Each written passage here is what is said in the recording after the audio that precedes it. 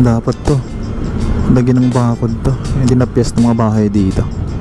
Tapos yung pinaka-toll gate nya wala pa rin ano signage. Ayan o, 10 meters yung matapyas dito sa market na to. So mahaba-haba, halos kalahati yung matapyas dito.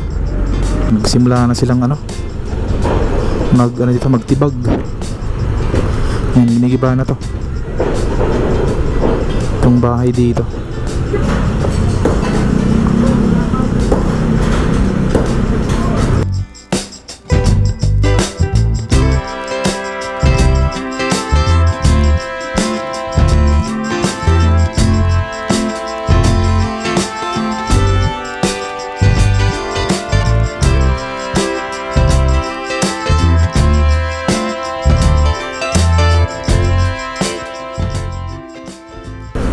Good morning guys, nandito tayo ngayon sa may Espanya, dito sa ilalim ng Connector Road.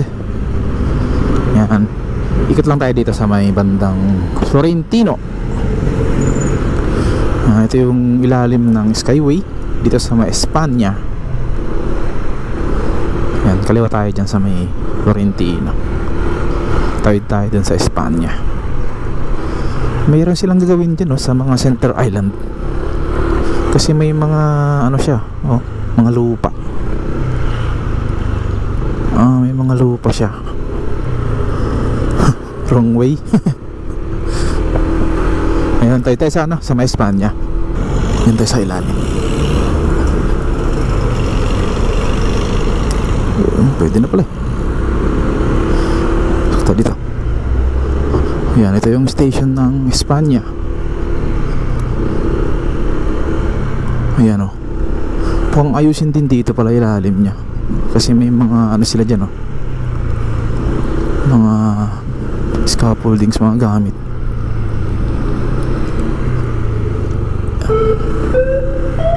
Yun, bawal daw. Ito yung off ramp Ayan, tayo sa may Fajardo.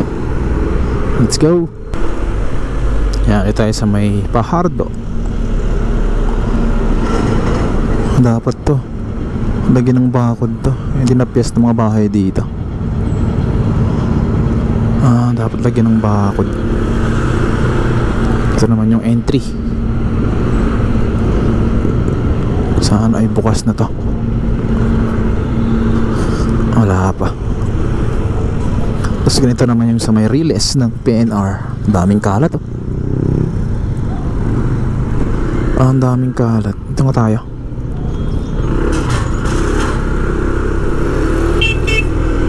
Ang daming kalat sa ilalim. Yung pagitan ng Fajardo tsaka Loyola. Pa rin dito. Pero wala nang mga dito, mga street dwellers. Tinanggal na rin yung mga mangilan-ngilan dyan na barracks. Alright, so yan, balik tayo doon sa may entry nya. Yan, dito ito yung on-ramp. Uy, tinanggal na yung mga barrier dito, mga barikada. Hindi, maliwalas na may iba. Nilipat nila yung mga barracks sa ilalim. Yan may mga barracks sila. Dati dito sa gilid Yan. Tapos yung pinaka-toll gate nya wala pa rin signage. Ayan kasi mga gamit nila dito po sa ilalim. Ayan. Yan, ito yung ilalim ng Connector Road dito sa may pagitan ng G2 Ason tsaka Fajardo. Ayan, daming mga sakyan mga parada.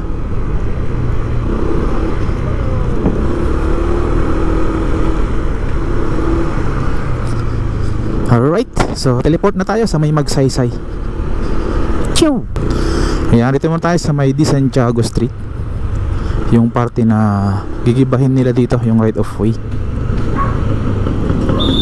Ayan, dito banda yung gigibahin nila dito. Mula dun sa Magsaysay hanggang dito sa may mga bahay na to, 10 meters daw yung mga tapyas. So mahaba-haba yan o malaki-laki yung tatamaan nito o mga tapyas dito sa mga kabahayan dito. Hanggang dun yun sa may kanto, sa may footbridge, dun sa may altura. Tingnan natin doon. Kasi nung nakaraan doon, naglagay sila ng mga bakod doon sa may gilid ng altura. Tingnan natin. Yan, dito sa may Magsaysay altura. O, meron na nga. Ito. May bakod na dito para sa sidewalk nya. Pero yung right of way nito, yung papuntang connector road, ay 10 meters daw Nakita ko sa vlog ni Kasikap, meron siyang in-interview na lalaki. 10 meters yung mga tapyas dito sa market na to. So mahaba-haba, halos kalahati yung matapyas dito. Yan. Ito yung nya. Ito yung sinasabi ko nakaraan na pedestal nya, na plug and play na lang. Lagyan na lang siya ng tornilyo. Itong pinaka-bakod nya dito. Yan. Para safe naman yung mga may mili dito.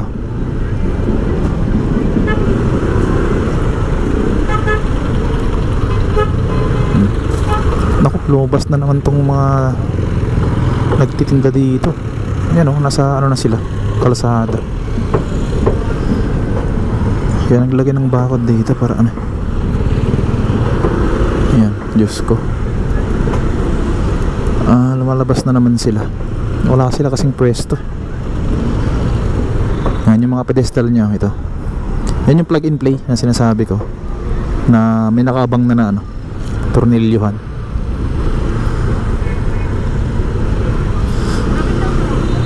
So 10 meters yung mga tapyas dito hanggang kanto dito sa mga bahay na to. Malaki-laki rito, malapad-lapad yung mga tapyas dito. Ito nagsimula na silang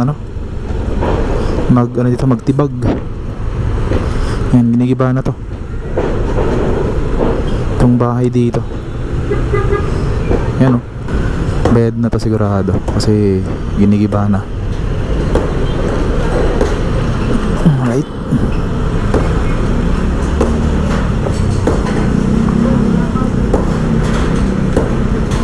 Basta dito madaganan tayo. Ayan, ginigiba. Hanggang dun yun, 10 meters to. Hanggang dun sa may gitna, mula dito sa kalsada. Malapad-lapad. Wala. And then yung bayad pala nyan, so bali yung lupa daw, babayaran ng NLEX connector.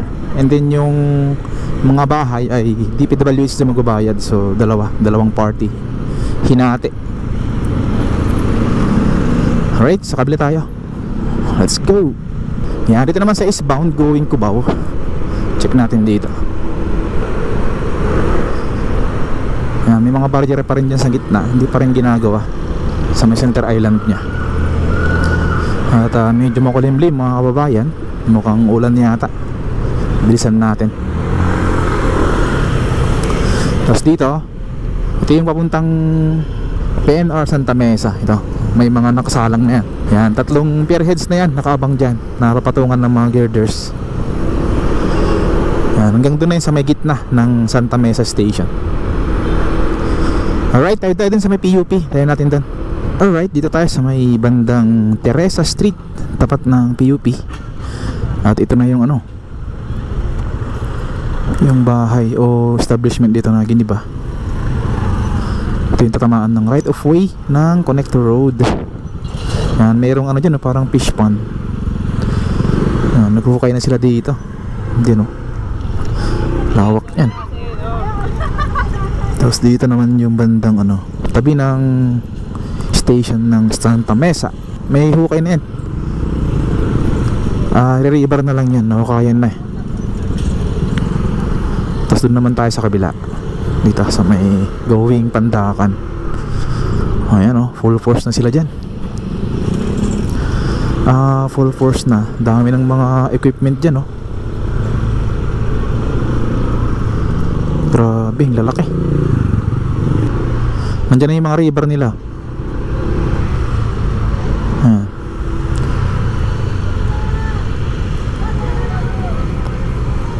Ang lalaki ng mga river na yan. Bilog.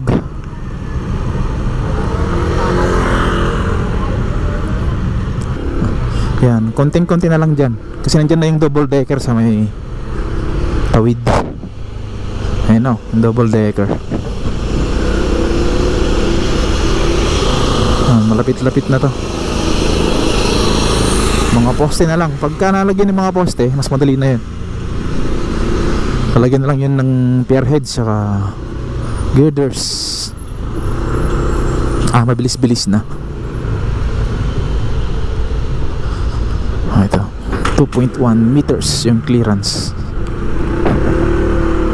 Ito yung parte ng ano, right of way. Yan, stop and go na dito. Malapit na rin to sa langan ng ano, river. Itong sa taas, itong pinakaunang ano dito, portal beam. Double decker to eh.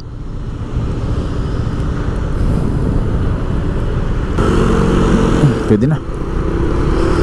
Ito yung mga portal beam dito, mga double decker.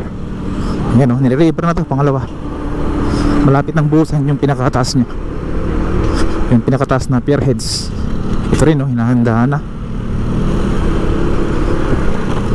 Tapos dito banda,